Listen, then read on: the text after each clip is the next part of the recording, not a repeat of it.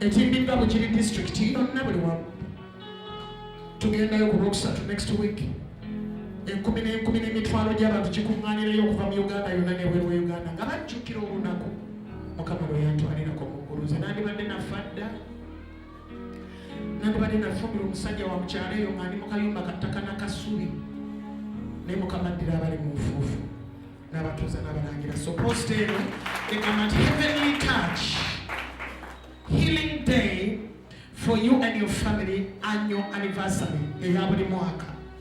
Egamba Bethel Healing Center Church Ground and Primary School Bugiri Kapyange. Egamba 12 January 2022 lunaku lwakusatu next week. Ennaku 3 zokka okuva kati. Olw'amateeka ga COVID tebatukkiriza, teri kanisa ekkirizibwa kola overnight, so tugenda kubeerayo kuva 12 za ku makya ng'essaala ewawaala ezaaza abagumba.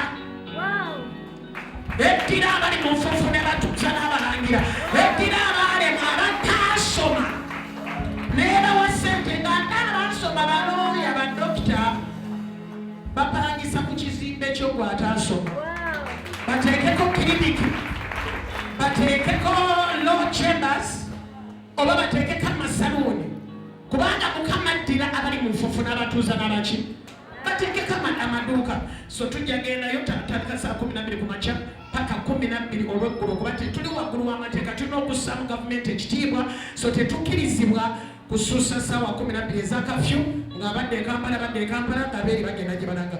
Kaakati baasi nene ejja kubeera wano ku private musabiddwa lwakubiri lwaggulu. Baasi eyo ensulayo n'ebalinda ne bakomya. Buli omu yenna ajja kusasulayo emitwalo 3 gyokka. Kuliko okulya lugendo mayiro 10, kuliko okulya, kuliko okubeera ng'ogenze n'okomawo bulungi nnyo, ate n'oweebwa omukisa. Abantu bagenze ne bawa obujulizi kati bali mu Kampala beegombe bawanike koloketi y'omu kwabo Mukama bagenda okw'omukisa nga neegombebwa. Gamba nti amiina. Olw'okuba nti leero fast food Sunday mbadde wano mu saaviisi ey'okumakya ne mbuulira era mmaliriza mu saaviisi eno esembayo, naye njagala omukisa gukubeeko. Abantu babeera mu kibuga naye nga tebalina mukisa. Omuntu agenda mu Amerika ng'aliko ebisiraani oba e London oba e Dubai oba e Germany naddanga bwe yagenda nga talina kyafunyeeyo kuba taliiko mukisa.